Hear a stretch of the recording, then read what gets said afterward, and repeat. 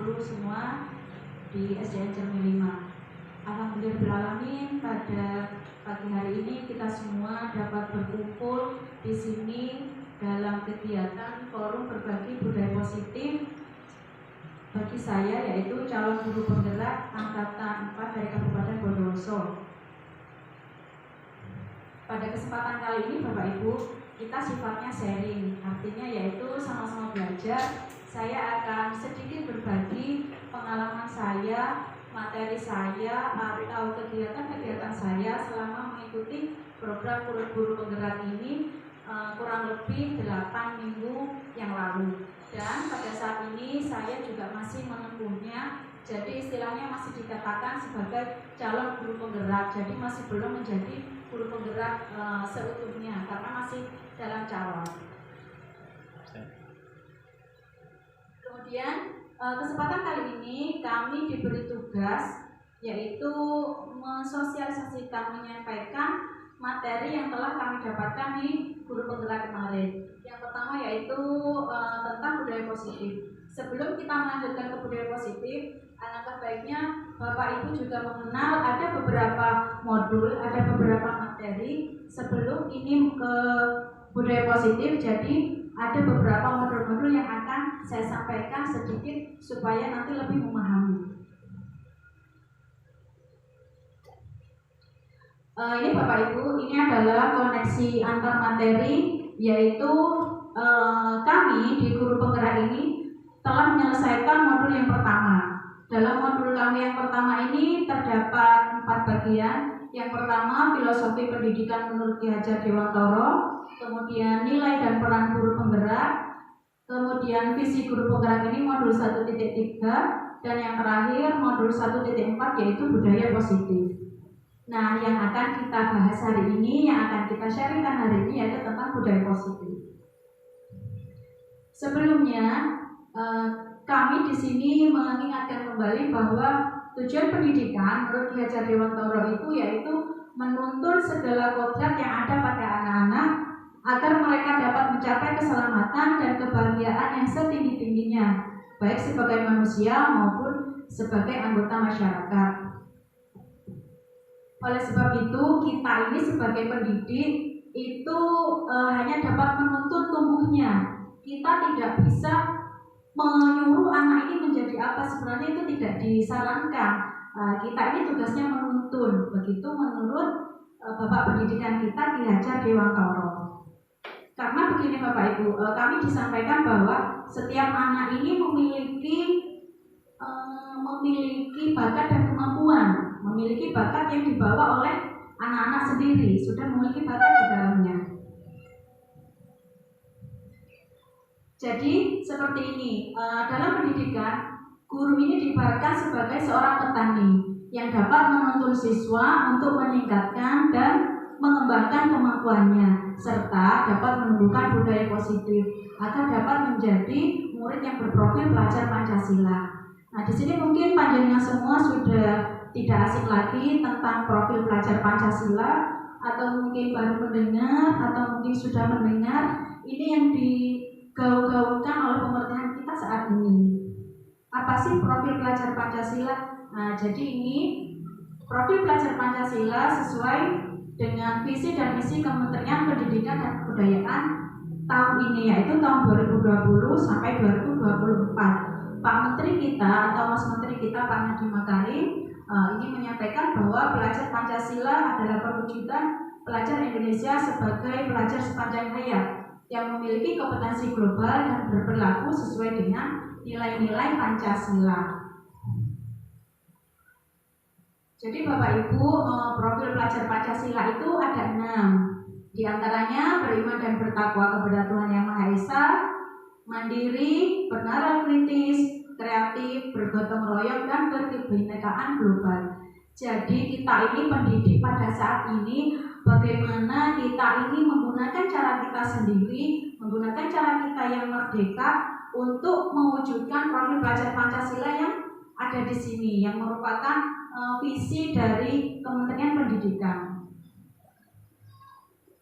Untuk lebih jelasnya, ini ada video tentang profil pelajar Pancasila. Bapak Ibu 6 profil pelajar Pancasila, dan itu sebenarnya itu sudah ada pada anak didik kita, betul gitu ya. Hanya saja mungkin kita baru mengetahui, oh teorinya seperti ini, teorinya seperti itu. Nah, jadi kaitannya budaya positif dengan profil pelajar Pancasila itu dapat kita wujudkan kepada siswa kita dengan berbagai cara, atau sesuai dengan pendapat atau usulan oleh Bapak Menteri kita Pak Nadiem Makarim, yaitu pendidikan yang merdeka, pembelajaran yang merdeka. Pembelajaran yang merdeka itu juga tidak hanya merdeka pada siswanya, tetapi juga merdeka bagi kita. Kita merdeka dengan cara kita sendiri, maksudnya ketika kita mengajar, kita punya passion sendiri, kita punya cara sendiri. Nah, bagaimana cara kita itu supaya anak-anak menyenangkan? Jadi tidak hanya kita monoton, anak-anak harus ini. Kita harus tahu apakah anak-anak ini juga nantinya akan senang dengan pembelajaran kita. Nah, apabila kita dan murid sudah merasa senang, sudah merasa siap ketika belajar, insya Allah maka merdeka belajar yang berpihak pada murid akan terwujud. Ini Bapak Ibu salah satu aksi nyata saya, pembelajaran yang berpihak pada murid beberapa waktu yang lalu.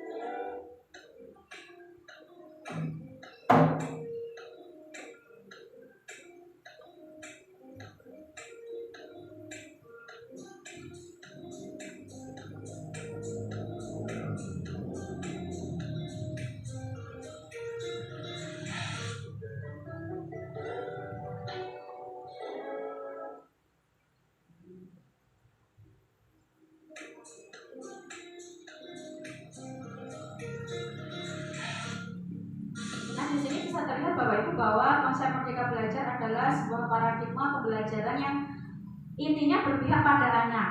Jadi bukan semau kita sendiri sebagai seorang guru. Jadi untuk saat ini bagaimana kita ini disarankan untuk berpihak kepada anak. Selain kita mengajar, nantinya di akhir pembelajaran itu supaya kita melakukan refleksi. Apakah anak-anak ini senang? Apakah anak-anak ini telah memahami apa saja yang telah kita sampaikan?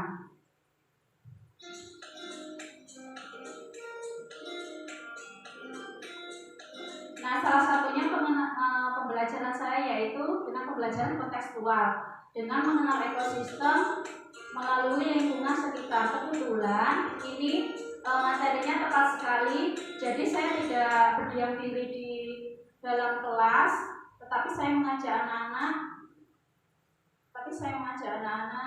untuk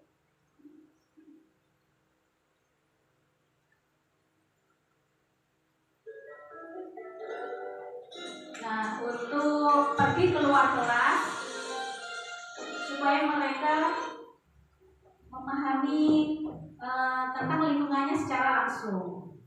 Jadi itu tadi salah satu aksi nyata dalam pembelajaran yang berpihak pada murid. Bapak Ibu juga memiliki cara tersendiri bagaimana memerdekakan kelasnya atau memerdekakan anak-anak. Nah, ini kaitannya dengan budaya positif yang akan saya sampaikan. Tadi jadi kaitan materi antara filosofi Ki Hajar Dewantara dengan budaya positif itu sangat erat kaitannya. Jadi bagaimana kita memerdekakan anak-anak, bagaimana pembelajaran kita ini menyenangkan sehingga tumbuh pembiasaan-pembiasaan positif yang akan muncul menjadi sebuah budaya positif yang bisa dikembangkan di sekolah kita. Berbicara tentang budaya positif,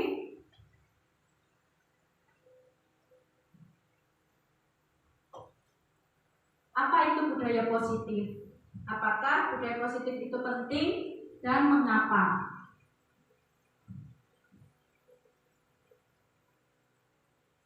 Budaya positif atau ekosistem positif, kita ambil contoh perbandingannya seperti yang saya singgung bahwa kita ini sebagai pendidik oleh Ki Hajar Dewantara ini diibaratkan sebagai seorang petani yang hakikatnya sama kewajibannya dengan seorang pendidik, yaitu kita ini hanya bisa memperbaiki kondisi tanahnya, menuntun tumbuhnya padinya, memelihara, memberi pupuk, dan juga kita mengarahkan sesuai dengan bakat dan minat anak.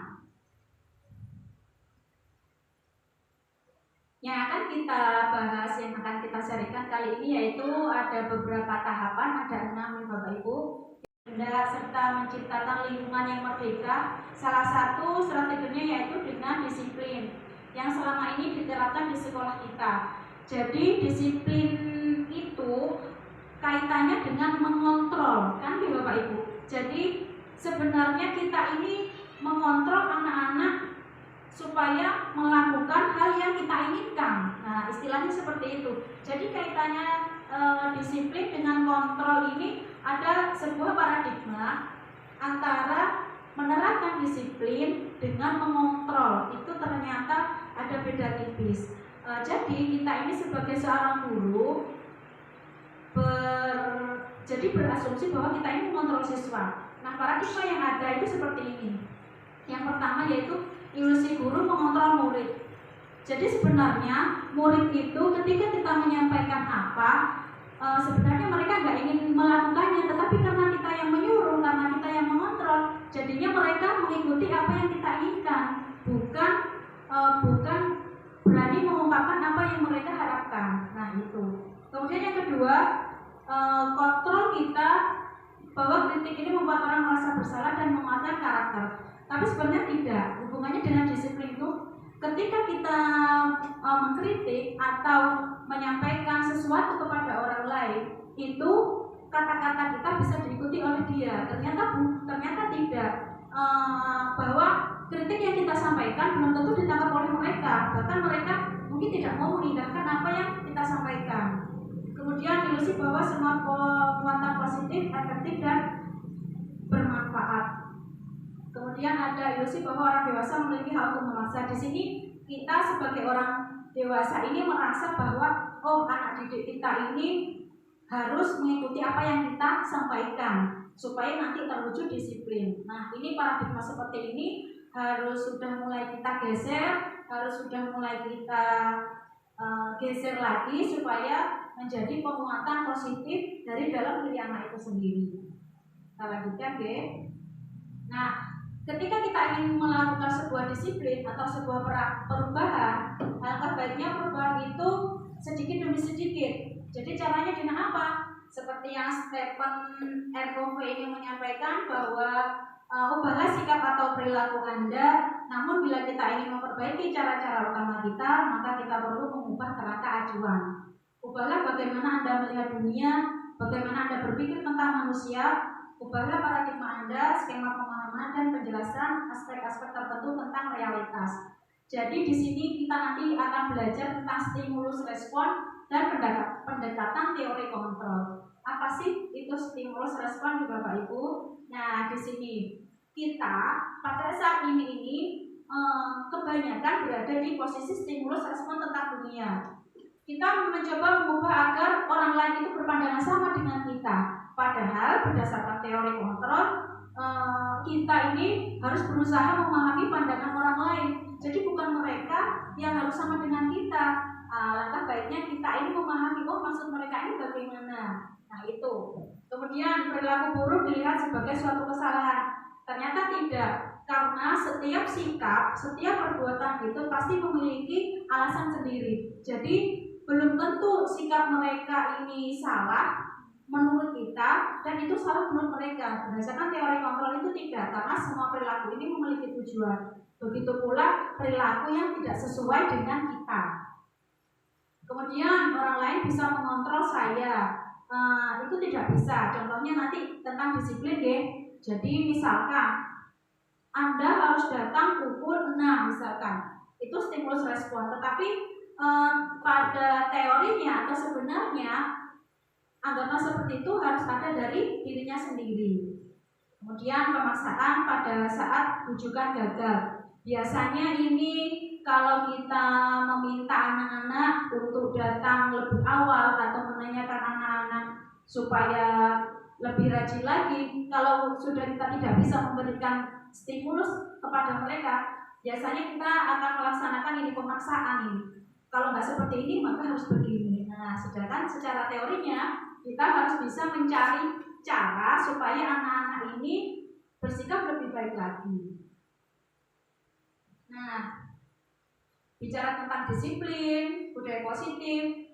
Disiplin di sini sebenarnya dari bahasa Latin yang artinya belajar. Cuman budaya kita, disiplin ini telah berubah makna menjadi sesuatu yang dilakukan seseorang pada orang lain untuk mendapatkan kepatuhan. Betul begitu, oke? Jadi disiplin kita ini menyuruh orang lain supaya lebih patuh. Sebenarnya artinya sendiri itu artinya belajar, Bapak Ibu. Nah, kecenderungannya bahwa hubungan disiplin ini nantinya menjadi ketidaknyamanan kalau itu berdasarkan suruhan atau karena kepatuhan, bukan dengan apa yang kita hargai atau pencapaian suatu tujuan mulia. Jadi selama ini di budaya kita ini, disiplin kita ini untuk mendapatkan kepatuhan, entah itu orang lain yang melakukan ataupun kita. Ini tentang makna disiplin. Selanjutnya ini Ki Hajar Dewantara juga menyatakan bahwa di mana ada kemerdekaan, disitulah harus ada disiplin yang kuat. Disiplin berarti self-disiplin, mewajibkan kita sendiri untuk berusaha. Jadi disiplin itu muncul dari diri kita sendiri, Bapak Ibu. Tapi misalkan kitanya sendiri sudah nggak mau disiplin, nah ya berarti atasan kita ini mewajibkan, ya di sini penguasa lain untuk mendisiplinkan kita. Jadi misalkan kita didisiplinkan tidak apa-apa karena kita tidak mampu disiplin tentang diri kita sendiri. Itu disampaikan di tulisan Ki Hajar Dewantara. Ada di sana pemikiran, konsepsi serta keteladanan. Nah, pemikiran Ki Hajar Dewantara ini juga sejalan dengan Dian Gosen bahwa disiplin tadi artinya belajar. Merdeka, menurut Ki Hajar Dewantara itu merdeka artinya tidak hanya terlepas dari perintah, akan tetapi juga cakap untuk memerintah sendiri. Ki Hajar Dewantara dengan Dian Gosen bahwa disiplin artinya belajar, ya tadi seperti disampaikan asal katanya. Nah, ini fenomena penerapan disiplin di sekolah kita. Jadi ini yang terjadi di sekolah kita mungkin 2 tahun yang lalu atau 3 tahun yang lalu atau beberapa tahun yang lalu. Siswa menggunakan sepatu dengan warna selain hitam. Tindakan kita biasanya kan akan merazia atau memberikan sanksi kepada siswa deh, gitu ya. Kemudian ada siswa yang datang terlambat. Tindakan berupa paksaan atau ancaman. Paksaan atau ancaman ini misalnya seperti ini. Kalau besok telat lagi, kamu sudah melakukan itu berapa kali? Kalau besok masih telat lagi, nanti orang tuanya akan dihubungi atau dipanggil ke sekolah. Itu oke? Nah, itu penerapan disiplin yang saat ini. Terus kemudian ada lagi reward di sini. Siswa yang hafal nama-nama provinsi akan diberi hadiah. Kemudian siswa yang hafal perkalian akan diberikan tempat duduk, misalkan di barisan paling depan. Nah ini saya, Bapak Ibu, saya seperti ini dahulu. Ya mungkin karena keterpaksaan kadang melakukan seperti ini. Ini namanya pengakuan dosa katanya teman-teman seperti itu. Jadi saya ini masih menggiring anak-anak untuk memberikan reward. Misalkan ini nanti istirahat duluan, kan gitu ke? Misalkan bisa ini, bagus guru. Bisa ini nanti pulang duluan, atau seperti ini nanti mendapatkan apa? Nah, reward berupa rujukan atau imbalan ini tujuannya kita kan sebenarnya untuk memotivasi. Nah, untuk memotivasi supaya anak lebih disiplin lagi, tetapi seharusnya tidak demikian. Disiplin itu harus muncul dari dalam diri. Ini fenomenanya ya. Nah, disiplin diri berarti mempelajari bagaimana kita mengontrol diri, bagaimana menguasai diri untuk memilih tindakan yang mengacu pada nilai yang kita hargai. Nah, ini disiplin berarti mereka bisa bertanggung jawab terhadap apa yang dilakukannya berdasarkan nilai kebajikan. Sebagai pendidik, tujuan kita adalah menciptakan anak-anak yang memiliki disiplin diri sehingga bisa berperilaku pada nilai kebajikan. Jadi unsur intrinsik ini perlu dimunculkan, perlu kita gali untuk anak-anak daripada unsur ekstrinsiknya. Karena dengan menanamkan motivasi internal, dampak yang dialami oleh siswa ini lebih lama. Mereka akan terbiasa melakukan disiplin dengan didasari dari keinginan hati, ikhlas berbuat, serta menghargai diri mereka sendiri. Ini teori berdasarkan Abraham Maslow bahwa motivasi itu ada dua, motivasi internal dan motivasi eksternal. Selama ini yang kita lakukan kepada siswa itu kebanyakan motivasi eksternal. Padahal bila seorang guru dapat memberikan motivasi internal, maka itu siswa kita akan lebih berkarakter. Gitu ya Bapak Ibu. Nanti akan tercipta budaya-budaya positif yang akan kita wujudkan di sekolah kita. Nah ini dalam memberikan cara untuk menanamkan disiplin positif, misalkan guru menyuruh siswa untuk melakukan perbuatan terpuji seperti membuang sampah pada tempatnya. Maka kita sebagai pendidik pun harus memberi contoh menjaga kebersihan pula. Nah kita ini sudah memiliki brand sekolah Adiwiyata, itu adalah brand kebanggaan. Nah betul Bu ini. Jadi kita menyuruh ke anak-anak rapikan mejanya seperti kata Bu Guru ya betul. Tetapi kenyataannya kadang saya sendiri mejanya kita juga berantakan. Nah, menurut si Bapak Maslow dan kita ini sebagai contoh. Kalau kita mau menyuruh anak-anak, kita juga harus memberikan contoh. Terus kemudian kita meminta anak-anak untuk berbicara tidak berteriak. Nah, kita sendiri manggil murid dengan berteriak. Begitu nak sini. Nah, itu. Kita menyuruh anak-anak untuk tidak berteriak di dalam kelas, misalkan dalam pembelajaran. Nah, itu salah satu contohnya. Terus tidak boleh makan sambil berdiri. Lah kita sendiri ketika ngobrol sama bapak ibu guru yang lain sambil minum, oh iya nak, iya begini. Nah itu dicontoh sama anak, bukan begitu ya Pak Bu? Ini pengalaman saya. Mudah-mudahan bisa membantu. Nah ini siswa juga perlu pembiasaan positif dimulai dari kelas dengan membuat kesepakatan bersama seluruh siswa dan guru. Dengan adanya kesepakatan maka terbentuklah keyakinan kelas. Dengan keyakinan maka lebih dapat menggerakkan daripada peraturan atau tata tertib yang selama ini ada karena bersumber dari keyakinan hati siswa. Nah,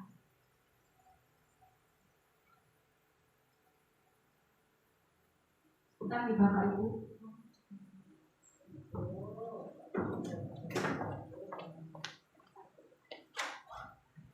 Baiklah kita lanjutkan Bapak Ibu. Tadi adanya motivasi internal dan eksternal. Nah ini ada teori dari Diane Gosen bahwa motivasi itu ada eksternal, ada juga internal. Di sini teori motivasi perilaku manusia melakukan suatu hal itu ada 3. Pertama, untuk menghindari ketidaknyamanan atau hukuman. Jadi ini seseorang itu melakukan disiplin itu berdasarkan 3 ini. Yang pertama untuk menghindari ketidaknyamanan atau hukuman. Ini adalah level yang paling rendah dari motivasi perilaku manusia. Jadi anak-anak ini disiplin supaya nggak dihukum. Nah seperti itu contohnya. Yang kedua untuk mendapatkan imbalan dari orang lain.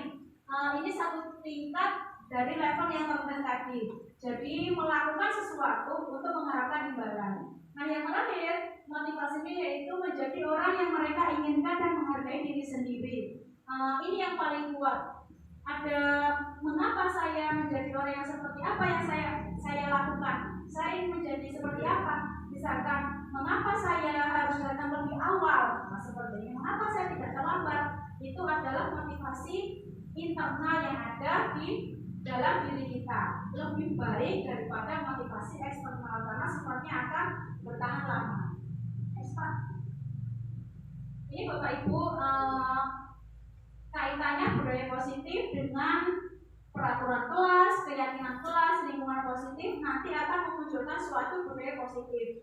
Kita peraturan kelas saya kan sudah punya, nanti akan satu tingkat lebih tinggi lagi ke keyakinan kelas, akan tercipta lingkungan positif serta budaya positif. Keyakinan kelas, hukuman dan penghargaan. Mengapa tidak peraturan saja? Mengapa harus keyakinan kelas Bapak Ibu?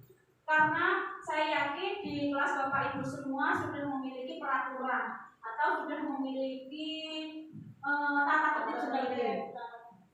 Nah, ini contohnya mengapa kita memiliki peraturan harus menggunakan helm bila mengendarai kendaraan roda 2. Mengapa Bapak Ibu? Saya tanya, mengapa kok pakai helm, supaya apa?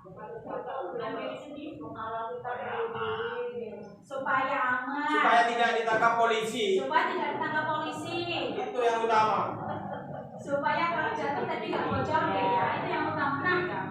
Nah, itu kan keyakinan kan itu ada dalam diri kita. Kalau kita nggak yakin, nggak usah pakai helm, seperti ini. Nah, itu keyakinan. Berikutnya, mengapa kita memiliki peraturan 3M yang telah kita lakukan? Untuk apa? Supaya tidak tertular, supaya menjaga kesehatan. Nah, ini mengapa kita memiliki peraturan harus datang tepat waktu saat pelatihan. Yang paling sering terjadi, mengapa kita harus datang tepat waktu saat jam pembelajaran sekolah atau di kelas. Nah, ini mengapa? Apakah kita harus melakukannya atau kita sudah melakukannya kemudian kendor? Ini semua berasal dari motivasi intrinsik dari dalam diri kita atau keyakinan-keyakinan kita sendiri. Jadi gini, misalkan orang lain menyuruh kita untuk datang pagi, nurut lagi. Itu bertahan 1, 2, 3, atau mungkin hanya 1 bulan. Tetapi kalau kita sudah yakin bahwa kita berangkat pagi ini ada niatan tersendiri, ada niatan, oh iya karena ini memang tugas saya, ini saya yakin, saya tidak akan meniru orang lain, saya tidak akan iri dengan orang lain yang datang terlambat. Nah, inilah yang dinamakan keyakinan. Jadi lebih menggerakkan seseorang dibandingkan mengikuti serangkaian peraturan. Jadi kalau kita yakin, ya sudah, insya Allah itu akan continue. Yang mana yang merupakan keyakinan dan yang mana yang merupakan peraturan. Jadi di sini Bapak Ibu ada kesepakatan kelas. Kalau dulu istilahnya kesepakatan kelas, tetapi levelnya untuk saat ini kami diajarkan bahwa kesepakatan kelas itu 1 tingkat lebih tinggi, yaitu keyakinan kelas. Saya sudah menerapkannya kemarin di kelas saya dan sudah saksikan oleh Bapak Kepala Sekolah bagaimana saya mewujudkan bersama-sama dengan siswa, yaitu membuat keyakinan kelas. Nah, di sini Bapak Ibu datang tepat waktu, mengucapkan salam, menjaga kebersihan sekolah, berdoa sebelum dan sesudah kegiatan, aktif dalam pembelajaran. Nah, di sini yang B, kami guru dan murid yang saling menyayangi. Kami murid yang semangat belajar, kami murid yang peduli dengan teman-teman. Nanti akan ada suatu perbedaan, mana yang kesepakatan, mana yang keyakinan. Kalau keyakinan itu seperti ini, kami guru dan murid saling menyayangi. Istilahnya ini kita dengan murid ini meyakini bahwa saling menyayangi itu penting, bahwa saling menyayangi itu mewujudkan keamanan dan kenyamanan di lingkungan kelas. Berikutnya Pak. Ini salah satu aksi nyata saya dalam membuat keyakinan kelas.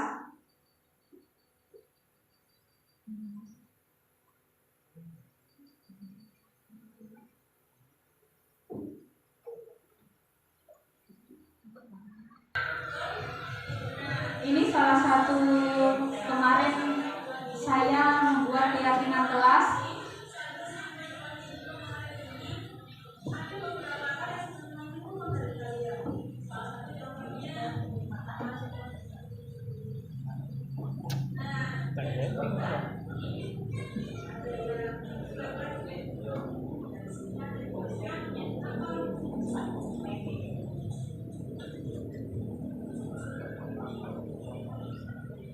Ini salah satu siswa kami yang menuliskan keyakinan kelas mereka. Saya mengawal dengan membuat harapan. Harapan anak-anak ini apa? Jadi saya belajar atau mengajari anak-anak supaya bisa mengungkapkan apa yang ada dalam hati mereka. Jadi semua siswa memiliki kesempatan yang sama, keinginan mereka untuk supaya kelas kita ini kembali lagi menjadi kelas yang menyenangkan, yang nyaman bagi saya guru dan bagi anak-anak itu sendiri. Ternyata harapannya anak-anak ini banyak Bapak Ibu, macam-macam. Ada yang ingin istirahat dari pagi sampai siang, jadi minta jam istirahatnya ditambah.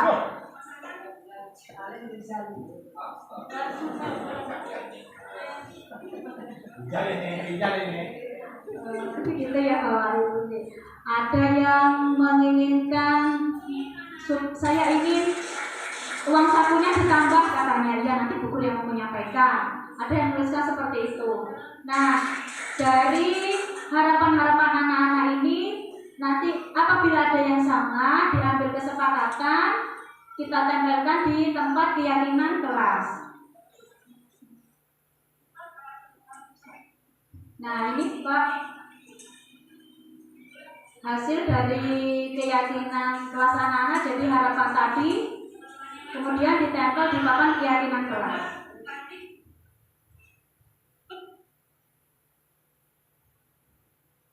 Nah, ini salah satu contoh keyakinan kelas. Saya menganjurkan atau menyarankan kepada Bapak Ibu semua untuk berawal dari kelasnya masing-masing.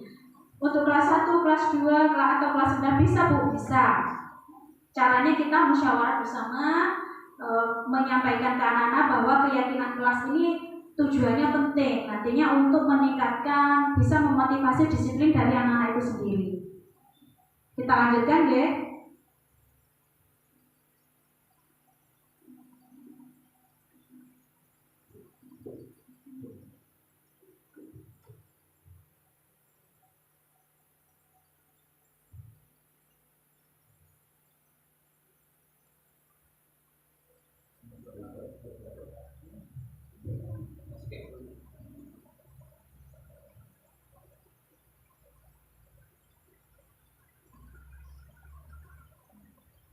Nah, ini peraturan-peraturan yang ada itu sebenarnya kita menuju ke sebuah nilai kebajikan. Coba ini saya tanya ke jenengan semua, selalu kembalikan buku ke tempatnya.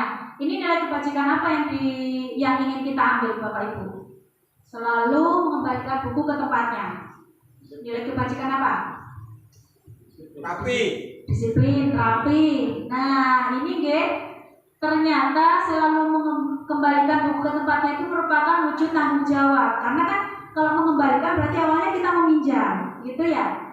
Dilarang mengganggu orang lain, menghormati orang lain dan diri sendiri. Ini hadir di sekolah 15 menit sebelum pembelajaran dimulai, yaitu menghormati orang lain atau komitmen dari diri sendiri. Kemudian dilarang melakukan kekerasan, itu nilai kebajikannya menghormati orang lain dan demi keselamatan. Begitu juga dengan dilarang menggunakan narkoba, itu untuk kesehatan, bergantian atau menunggu giliran, itu menghormati orang lain serta nilai kebajikan kesabaran. Selalu menggunakan masker, itu untuk kesehatan dan keselamatan. Kemudian jangan berlari di kelas, itu untuk kesehatan, untuk keselamatan dan keamanan. Nah, ini apa sih perbedaan hukuman dengan konsekuensi? Setelah kita tadi menerapkan disiplin, menerapkan keyakinan kelas, nah pasti ketika siswa kita atau ketika kita menemukan siswa kita yang tidak sesuai, apa yang akan kita lakukan? Apakah kita memberikan hukuman atau konsekuensi? Ada 3 nih Bapak Ibu nantinya, hukuman, konsekuensi, sama restitusi. Di sini sesuatu yang menyakitkan harus terjadi itu merupakan hukuman. Konsekuensinya sesuatu harus terjadi. Anak membenci kedisiplinan, anak menghargai disiplin. Ini perbedaan antara hukuman dengan konsekuensi. Bagaimana kita nanti mengarahkan anak-anak supaya lebih baik lagi, supaya mengetahui, supaya mereka tidak mendapatkan hukuman begitu. Konsep diri yang buruk menjadi konsep diri yang baik. Anak belajar untuk menyembunyikan kesalahan, atau lebih baiknya anak belajar untuk mematuhi peraturan. Marah, merasa bersalah, dipermalukan, merasa tak dihargai, ini juga sering terjadi. Kadang juga di kelas saya, Bapak Ibu, saya tidak mengelakkannya. Kemudian ada kehilangan hak, dibuat tidak nyaman, diasingkan untuk sementara waktu. Next Pak. Ini hukuman atau konsekuensi? Ada hukuman, sanksi, dan restitusi. Mencatat 100, mungkin kita pernah melaksanakan ini ya Bapak Ibu dulu, tahun 10 tahun yang lalu. Sekarang sudah enggak, mudah-mudahan enggak. Mencatat 100 kali di dalam buku, saya tidak akan terlambat lagi. Ini hukuman atau konsekuensi? Hukuman. Hukuman. Nah, lari mengelilingi lapangan basket karena terlambat hadir di sekolah. Hukuman. Hukuman atau konsekuensi? Hukuman. Hukuman. Ada yang hukuman. Tetapi kalau ini memang jamnya olahraga gimana ya? Kalau memang ini jamnya Kewajiban. olahraga, hukuman ya Pak? Kewajiban. Oh, kewajiban. Mau diminta push up karena tidak menggunakan masker. Hukuman. Hukuman. Penjara. Ada yang hukuman. Menggantikan kertas tugas teman yang dicoret-coret. Kewajiban, konsekuensi. Kewajiban. Konsekuensi. Membersihkan tumpahan air di meja tulis. Tanggung jawab. Konsekuensi itu. Oh, Kadang kalian tanggung jawab. Meminta murid tidak mengenakan sepatu seharian di sekolah karena tidak menggunakan sepatu hitam. Seperti yang tadi, sepatunya suruh dilepas. Hukuman ya. Nah, ini lari mengelilingi lapangan karena terlambat 10 menit untuk pelajaran PJOK. Ini hukuman apa konsekuensi ini untuk Pak Guru PJOK ini? Konsekuensi itu. Konsekuensi. Kita lihat Pak. Nah, ini ya Bapak Ibu tadi antara hukuman dengan konsekuensi. Jadi yang Pak Guru olahraga tadi itu ternyata konsekuensinya berarti punya kesepakatan demikian. Nah ini hukuman itu atau penghargaan itu serta hukuman itu memiliki empat rangkaian atau 4 jenjang. Di sini nanti berbicara tentang penghargaan ya Bapak Ibu. Yang pertama, penghargaan itu mempengaruhi jangka pendek dan jangka panjang. Ada penghargaan menghukum, penghargaan mengurangi ketepatan, penghargaan tidak efektif, serta penghargaan merusak hubungan. Penjelasannya sebagai berikut. Nah, ini salah satu contoh yang saya pernah mengalaminya, bahwa penghargaan itu jangka pendek dan jangka panjang. Contohnya ini, pada saat pelajaran saya itu ketika siswa ini berhasil mendapatkan nilai G yang terbaik, itu saya kasih bintang. Jadi bintangnya ini dikumpulkan menjadi banyak. Suatu hari anak-anak ini mendapatkan bintang ketika sikapnya di kelas ini tertib dan tenang. Ketika ada saya itu Bapak Ibu, suatu hari saya tidak masuk dan digantikan oleh Bapak Ibu guru yang lain. Nah, keesokan harinya anak-anak ini cerita, Bu Guru, ini anak-anak kemarin tidak tertib karena Bu Guru tidak ada. Lah ini Bapak Ibu, penghargaan itu ternyata penghargaan yang saya berikan itu berlaku dalam jangka pendek. Jadi penghargaan saya memberi bintang tadi itu tidak berlaku ketika saya tidak ada. Nah, ini salah satu tadi penghargaan ini kurang tepat. Berikutnya, penghargaan merusak hubungan. Apabila diberi penghargaan di depan orang banyak, maka yang lain ini akan iri. Ini saya juga masih melakukan beberapa waktu yang lalu sebelum saya memahami teori-teori ini. Karena gini, ketika kita memuji anak itu bagus sekali kamu nak. Yang dipuji 1 atau 2 orang, jadi membuat yang lain ini merasa iri, meskipun mereka tidak menyampaikan. Mungkin di hati kecil mereka, ya mereka ada kecemburuan sosial, karena mereka percaya bahwa yang tidak memiliki kesempatan untuk mendapat penghargaan akan berhenti mencoba. Saya nggak mau tunjuk jari kan juga nggak bisa juga, kan masih salah. Nah ini penghargaan merusak hubungan, jadi adanya kecemburuan sosial ke siswanya. Kemudian penghargaan mengurangi ketepatan. Riset, ada beberapa riset, jadi ada 2 kelompok. Ini satu, ketika diberi pertanyaan, yang benar ini akan mendapatkan hadiah misalkan permen. Nah, yang satunya ketika benar tidak mendapatkan apa-apa dan juga salah tidak mendapatkan apa-apa. Ternyata akhirnya siswa yang tidak mendapatkan hadiah apapun itu yang jawabannya lebih banyak benarnya daripada yang dikasih hadiah. Mungkin itu karena dari hati ya Bapak Ibu. Penghargaan mengurangi ketepatan. Kemudian penghargaan menghukum. Ini yang masih sering kali wali murid kita tidak memahaminya. Apa sih makna rankingan itu? Apa arti dari mengapa kita harus memberikan ranking? Padahal, nah di sini itu penghargaan menghukum. Misalnya dalam sistem ranking, mereka yang mendapatkan ranking 2 akan merasa dihukum. Maksudnya seperti ini, kok nggak saya sih yang ranking 1? Nah itu dalam hati kecil mereka ini merasa dihukum.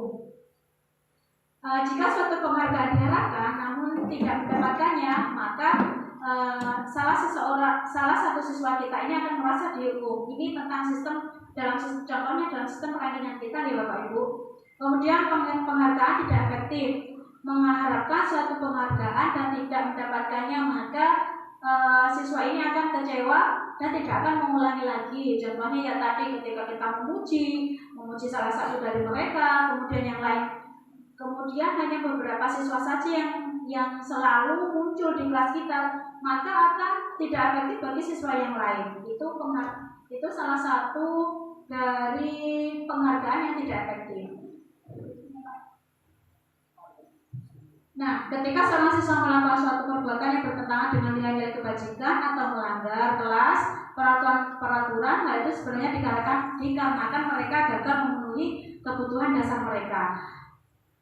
Penyimpangan yang mereka lakukan itu sebenarnya keluar dari kebutuhan dasar. Perlu diketahui Bapak Ibu, kebutuhan dasar manusia atau kebutuhan dasar siswa kita ini ada 5. Yang satu ini survival, ini bertahan hidup.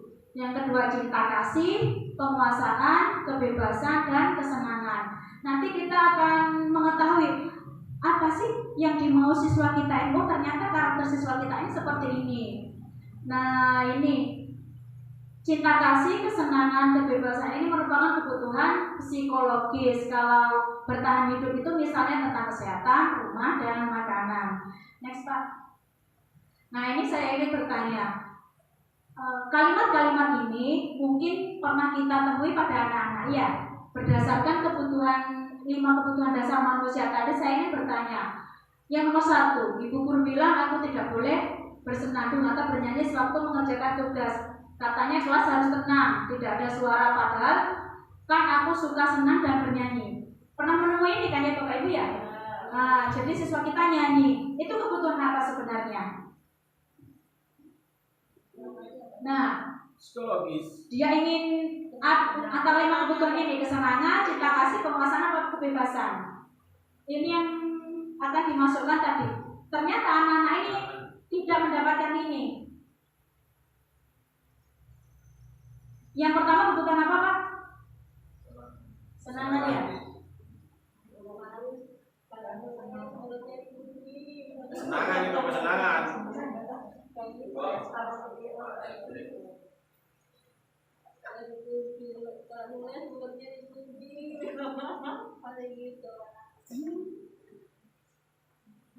Belajar jadi guru yang baik. Nah, ini ternyata kebutuhan dasar kesenangan. Berikutnya, Ibu Guru tidak menyapaku hari ini, padahal aku pakai jepit rambut baru. Ini kebutuhan apa Bapak Ibu? Cinta kasih, kesenangan. Cinta kasih. Coba kita buka. Cinta dan kasih sayang. Ternyata anak-anak ini butuh perhatian. Kemudian, aku bosan belajarnya cuma gitu-gitu aja. Ibu Guru, dengerin Ibu Guru saja. Ini kebutuhan apa? Kebebasan. Kebebasan. Kita buka. Betul sekali Pak Guru, kebebasan. Aku sebel gambarku tidak rapi, malah Ibu Guru menunjukkan ke teman. Lah, ini saya beberapa waktu yang lalu melakukan ini. Kurang tahu dengan dia pernah dia. Jadi bukan gambar. Kadang ini tulisannya mereka ini coba. Nah, ini tulisannya kok seperti ini. Coba perhatikan. Ini kok tulisannya seperti ini. Nah, sebenarnya anak-anak ini nggak mau diperlakukan seperti itu ya. Ini kebutuhan apa coba Pak? Penguasaan ternyata. Jadi dia tidak mau diperlakukan seperti itu. Next Pak. Boleh Bu Guru. Nah, ini maksudnya memotivasi. Kemudian teori-teori ini yang saya pelajari nih Bapak Ibu ternyata banyak yang tidak tepat. Nah, kita sudah sampai di 5 posisi kontrol ini. Kita sebagai guru ini ada di 5 posisi kontrol. Penghukum, pembuat merasa bersalah, kita sebagai teman, pemantau atau manajer. Dari 5 posisi kontrol ini nantinya kita diharapkan menjadi seorang manajer. Kalau penghukum itu kalimatnya seperti ini. Next Pak. Next. Nah ini Bapak Ibu, 5 posisi kontrol lebih jelasnya ini. Kamu selalu saja salah. Nah, kamu mesti kok kamu yang terlambat kan begitu ya. Nah itu kita berada di posisi menghukum. Selalu dan selalu kamu yang tidak mengerjakan tugas. Coba lihat yang lain. Nah ini, gitu ya. Pernah begitu ya Pak Ibu ya.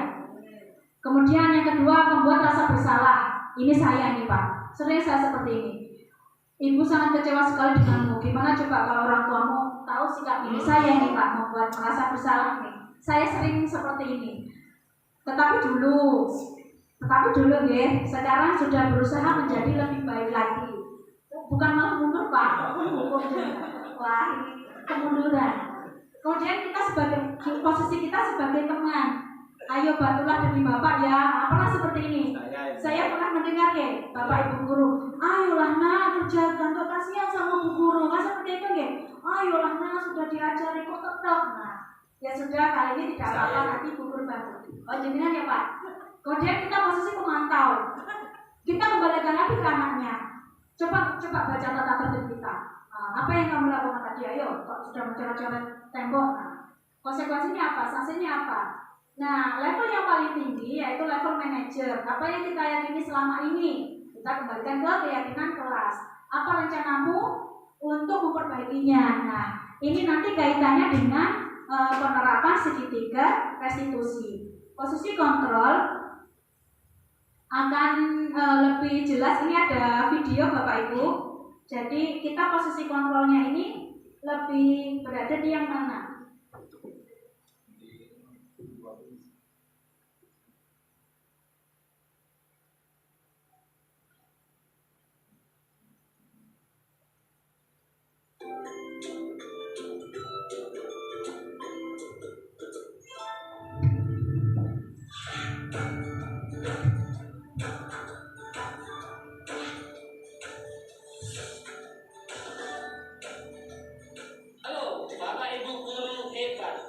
Video ini akan menampilkan 5 adegan interaksi guru dan murid.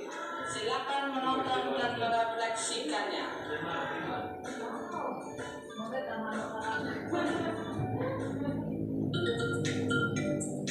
Ini kita simak, kita berada di posisi yang mana? Silakan PR yang kemarin Ibu berikan diletakkan di meja. Anton, kamu sudah mengerjakan belum? Belum mengerjakan saya, Bu. Kamu selalu ya tak ngerjain PR. Sekarang kamu duduk di depan, lalu tulis. Saya berjanji tidak akan mengulangi lagi.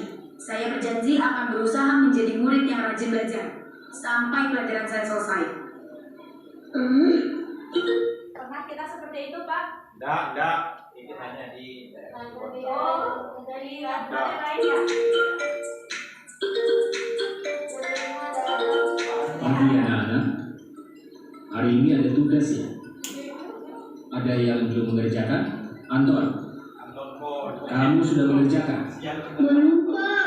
Kamu nggak ngerjain tugas ya? Kamu mau jadi apa nanti? Kamu lihat sekolah nggak sih? Ada ya, Pak ya? Coba bayangkan orang tuamu betapa kecewanya sama kamu. Kamu itu sudah kelas 5. Harusnya bertanggung jawab sama dirimu sendiri.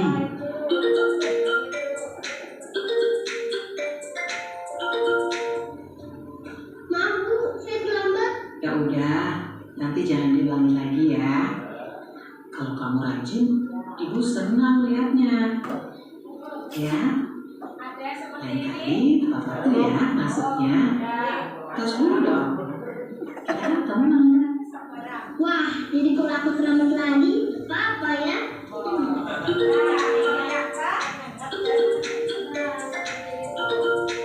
Kamu kok nggak pakai baju olahraga?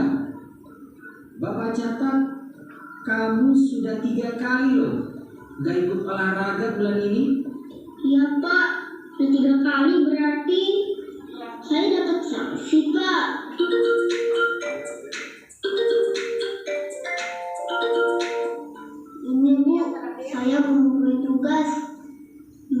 ya Bu, saya terlambat mengumpulkan tugas. Kenapa kamu terlambat mengumpulkan tugas? Iya Bu, saya kalau sore bantu Ibu jaga warung, nggak sempat ngerjain tugas.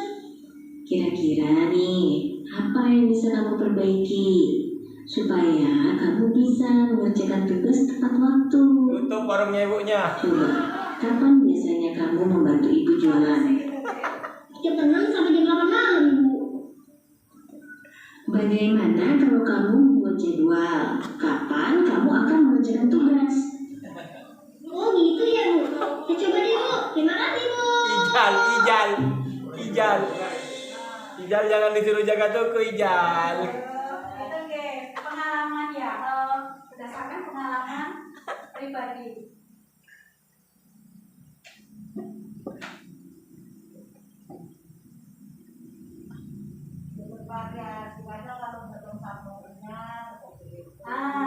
Nggih, kondisional nggih boleh. Jadi ketika siswa ini bagaimana, ketika terjadi seperti ini bagaimana? Tergantung mood guru berarti. Gitu. Kalau di rumah lagi tidak enak, kebawa ke sekolah. Bahaya, belum profesional berarti. Jadi kami diajarkan supaya kita berada pada level yang terakhir, yaitu sebagai manajer. Kita menanyakan alasan anak kok seperti ini, seperti apa gitu nggih. Nah ini bergerak antara peraturan, pemantau, konsekuensi, hadiah, serta nilai-nilai manajer untuk memperbaikinya. Next Pak. Kemudian ini adalah kata-kata yang bisa kita sampaikan kepada diri kita sendiri atau kepada siswa kita. Nah, dari beberapa permasalahan tadi, kita antara hukuman, konsekuensi, dan restitusi. Ketika kita mendapatkan siswa kita bermasalah, alangkah baiknya kita melakukan restitusi. Restitusi yaitu proses menciptakan kondisi bagi murid untuk memperbaiki kesalahan mereka. Jadi ketika kita pasti memiliki murid yang bermasalah, alangkah baiknya kita melakukan restitusi. Yes, Pak. Ciri-ciri restitusi itu ini, Pak. Bukan untuk menebus kesalahan, namun untuk belajar dari kesalahan, memperbaiki hubungan, memberikan tawaran bukan paksaan. Restitusi menuntun untuk melihat ke dalam diri dan fokus pada karakter, fokus pada solusi, mengembalikan murid yang berbuat salah pada kelompoknya. Masing-masing kelas kita pasti memiliki siswa yang bermasalah. Nah, ini segitiga restitusi yang bisa kita lakukan. Yang pertama, bisa menanyakan keyakinan, menstabilkan identitas, kemudian validasi tindakan yang salah. Menanyakan keyakinan, kita kembalikan lagi ke keyakinan kelas tadi, nilai apa yang telah kita sepakati. Kemudian menstabilkan identitas, jadi kita tidak langsung menyalahkan. Kita bisa menyampaikan, kamu bukan satu-satunya yang pernah melakukan ini, nah kita berlaku sebagai manajer nih Bapak Ibu. Kemudian validasi tindakan yang salah, kamu tentu punya alasan mengapa melakukan itu. Next Pak. Ini salah satu contoh penerapan segitiga restitusi yang telah saya lakukan. Ada video singkat.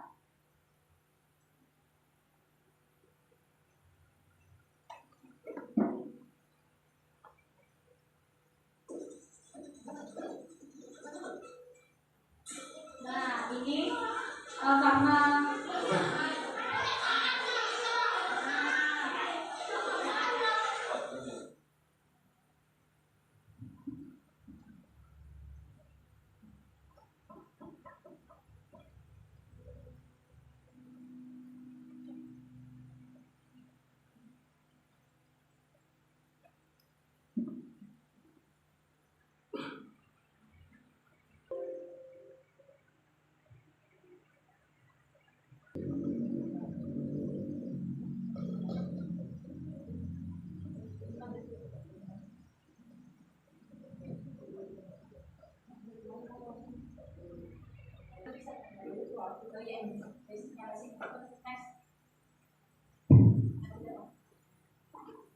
karena videonya tidak bisa Bapak Ibu, jadi nganu dilanjut saja. Nah, jadi dalam segitiga restitusi itu, setelah menyaksikan video tadi, dalam segitiga restitusi itu ada menstabilkan identitas. Bisa dengan cara ini guru berkata, berbuat salah itu hal yang manusiawi, tidak ada manusia yang sempurna. Bapak Ibu juga pernah berbuat salah. Nah, ini kita menggunakan kalimat-kalimat positif supaya anak ini tidak merasa terlalu tertekan atau terpuruk. Ini salah satu dari cara segitiga restitusi, yaitu menstabilkan identitas. Kita bisa menyelesaikan permasalahan ini. Segitiga restitusi ini Bapak Ibu untuk menangani siswa kita yang bermasalah, itu tujuannya. Berikutnya Pak, validasi tindakan yang salah. Jadi pada dasarnya setiap tindakan manusia itu adalah untuk memenuhi kebutuhan dasar, penguasaan, kebebasan. Seperti tadi ada 5 kebutuhan dasar. Ketika yang sampai di validasi tindakan yang salah, kita bisa berkata, kamu pasti punya alasan mengapa melakukannya. Kamu pasti punya alasan kenapa sering terlambat ke sekolah. Kamu pasti punya alasan kenapa sering tidak mengerjakan tugas dari Bapak Ibu guru. Next Pak. Menanyakan keyakinan. Murid melihat kesalahannya dihubungkan dengan nilai-nilai kebajikan yang diyakini, kemudian mendasarkan interaksi dengan orang lain. Nilai, kita kembalikan lagi ke keyakinan kelas tadi. Kamu ingin menjadi anak seperti apa yang kamu rasakan, mengapa hal ini terjadi, begitu. Selanjutnya Pak. Nah, ini intervensi ini bisa kita sampaikan ke anak-anak ketika anak tersebut melakukan suatu kesalahan. Apa yang kamu inginkan, apa tugas kamu saat ini. Jadi intinya ini kita berbicara antara hati ke hati dengan anak-anak. Next Pak. Nah, sudah sampai di akhir kita saat ini sesi tanya jawab. Mungkin ada yang ditanyakan Bapak Ibu terkait tadi. Jadi kesimpulannya seperti ini, antara tadi kita membuat keyakinan kelas, disiplin, bagaimana kita sebagai guru ini sebagai contoh bagi anak-anak, kemudian menangani anak-anak yang bermasalah, kemudian bagaimana kita memberikan sikap terbaik kita kepada anak-anak sampai memberikan solusi kepada siswa yang bermasalah. Ada yang mau ditanyakan Bapak Ibu? Mungkin ada yang tidak jelas. Jadi refleksi saya hari ini terkait pembelajaran saya sampai sekarang sama sebelumnya, ternyata banyak tindakan-tindakan saya ini mungkin yang menyakiti hati anak-anak. Nah, seperti itu Bapak Ibu, ini pengakuan ini. Maunya saya, seperti tadi Bu Eni menyampaikan, maunya saya memberikan motivasi, tetapi ujung-ujungnya itu menyakiti hati mereka, itu tidak boleh. Kami di pendidikan guru penggerak ini diajari supaya kita mengosok-ngosok, katanya gitu, kata fasilitator saya gitu. Enggak, marah ini sudah dihilangkan. Jadi tanpa adanya amarah, bukan marah gimana ya, kan kita hanya nesu kan anak ya, nesu atau pegel itu supaya dikurangi. Nesu atau pegel ya bukan sama ya Pak ya. Jadi supaya kita bisa mengontrol diri kita. Nah, ini catatan kecil saya, membangun budaya positif tidak semudah membalikkan telapak tangan. Membangun budaya positif harus dimulai dari diri kita sendiri. Jika kan ya, jika tidak bisa memulai hari ini, maka besok. Jika tidak bisa 1 minggu lagi, jika tidak bisa mungkin 1 bulan lagi, jika tidak bisa maka 1 tahun lagi, 2 tahun, bahkan 3 tahun dan seterusnya. Sampai pensiun ya. Setidaknya kita sudah berbuat Bapak Ibu, daripada hanya berpangku tangan menonton kok seperti ini biarlah, yang penting saya berjalan di jalan saya. Nah, itu kurang tepat ya menurut saya. Biarlah Allah yang membalas setiap niat baik dan usaha kita. Itu ya, ini catatan kecil dari saya.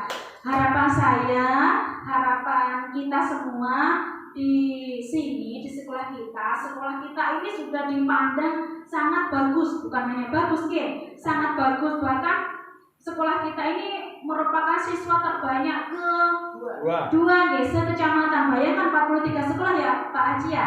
Ini saya ditempatkan di sini, bangganya sudah setengah mati. Gayanya ketika rapat jalan ini, waduh ini sudah memikul pundak. Ini sekolah yang siswanya banyak. Jangankan gitu, ketika rapat aja sudah cermin 5. Nah itu ketika saya kumpul sama teman-teman aja, nggak mau ya mulai ngomong cermin 5, guru penggerak, ini sekolahnya ada yang lihat. Nah itu Padahal itu brand-brand sekolah kita ini berat di kita. Mari kita semua belajar berbenah dari dalam. Bukan berarti kita jelek ya, bukan.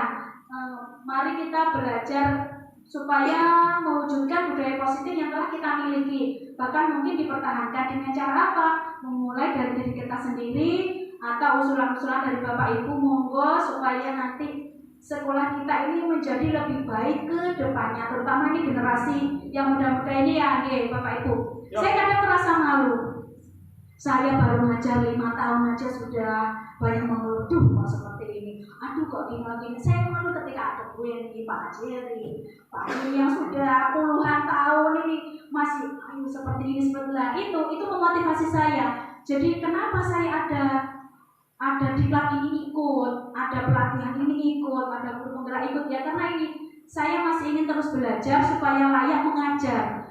Jadi bukan berarti kita ini sudah labelnya guru, ini kita layak mengajar. Itu saya kembalikan ke diri saya sendiri. Saya ini sudah layak apa belum ya mengajar anak-anak ini? Kalau sikap saya masih seperti ini, makan sambil jalan, kemudian minum sambil berdiri, atau tindakan-tindakan yang demikian. Nah, itu semua berawal dari diri kita. Mari monggo kita berbenah, yang kurang baik, yang sudah baik dipertahankan, dimulai dari disiplin, terutama disiplin dari intrinsik, bukan dari ekstrinsik atau mendapatkan penghargaan dari orang lain. Demikian sosialisasi saya, forum berbagi saya, sharing saya telah diterima pada siang hari ini oleh Bapak Ibu guru semua. Mudah-mudahan bermanfaat. Saya mohon doa supaya saya istiqomah dalam melaksanakan atau mengaplikasikan ilmu-ilmu yang telah dapatkan. Mungkin juga bisa nanti menularkan ke rekan-rekan semua untuk menjadi guru yang layak atau guru yang pantas mengajar anak didik kita. Demikian yang dapat saya sampaikan, kurang lebihnya mohon maaf. Saya akhiri, wassalamualaikum warahmatullahi wabarakatuh.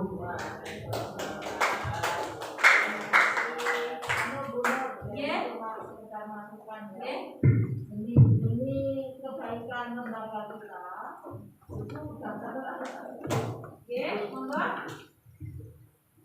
mungkin langsung aja ya. Ini mumpung masih hangat-hangatnya masalah ini ya, demi kebaikan lembaga kita. Jadi siapa yang ingat harus sering-sering mengingatkan teman-teman kita bagaimana mungkin tentang disiplin itu tadi ya. Jangan bosan-bosan karena kita sifatnya manusia sering lupa. Jadi siapa yang ingat, tidak usah ada rasa malu, rasa bukan tanggung jawab saya bukan kepala sekolah umpamanya.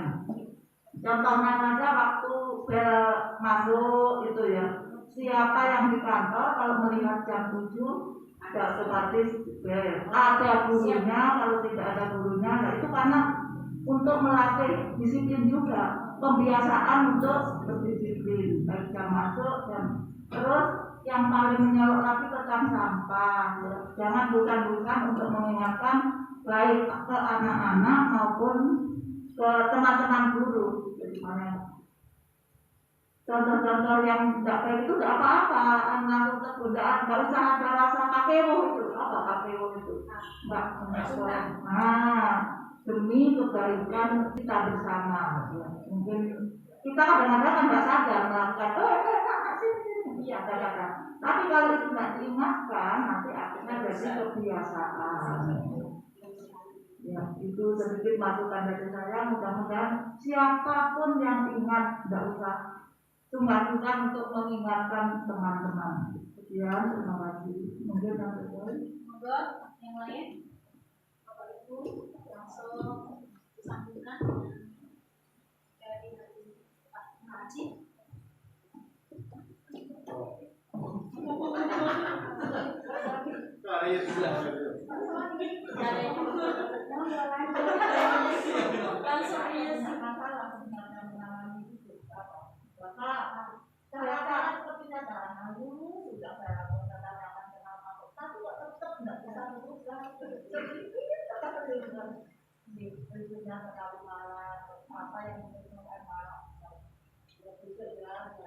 guru janji bagaimana teman-teman. Tapi ada satu hari itu Pak, salah satu ya. Saya keras, dihalusi, didekati. Kok aneh? Ini tidak ada kebiasaan. Saya merasa itu. Besok orang bertanya lagi mau bukan siapa. Terima kasih kepada Bu Nur yang sudah menyampaikan materi ini sehingga kita dapat ilmu baru dalam hal ini. Untuk selain yang disampaikan Bu Hasan tadi, ada hal-hal yang memang perlu penanganan khusus anak-anak yang memang bermasalah. Nah ini selain guru kelas yang memang menjadi tanggung jawabnya sebagai bimbingan konseling, lah ini kemungkinan ini saya kan termasuk nggak tahu di sini istilahnya barangkali ada dulunya itu yang namanya guru BP. Jadi selain guru kelasnya masing-masing itu mungkin barangkali ada yang menangani khusus. Contoh misalnya di sini yang terus terang selain guru kelasnya, saya melihat yang kelas 6B ini yang istilahnya ya dikatakan bermasalah. Nah, tapi alhamdulillah dalam hal ini ada perubahan, yaitu misalnya yang namanya umam itu, karena kembali lagi tadi mungkin dari diri umam itu sudah mempunyai rasa kesadaran untuk berubah. Kemudian belakangan ini kemarin atau baru lusa itu juga istilahnya dapat masukan dari bu gurunya yaitu ada yang namanya titik itu juga ada yang beberapa kali tidak masuk, dikatakan malas. Ternyata yang saya lihat di rumahnya pertama ya memang mungkin dari orang tuanya itu masih belum memiliki kesadaran pentingnya pendidikan. Yang keduanya memang orang tuanya sakit. Saya beri contoh, saya ceritakan anak-anak yang tempo hari seperti yang kelas 6 yang dulu, kemudian juga yang saya beri contoh kelima, ya semoga anak ini yang namanya bikin ini istilahnya sudah nantinya itu bisa berubah. Intinya saya mendukung kesepakatan bersama atau komitmen bersama hubungannya dengan memperbaiki citra atau bukan mempertahankan citra yang ada di SD Cermin 5, misalnya selalu tepat waktu itu. Ini saja yang dalam hal ini Bapak Ibu yang bisa saya sampaikan.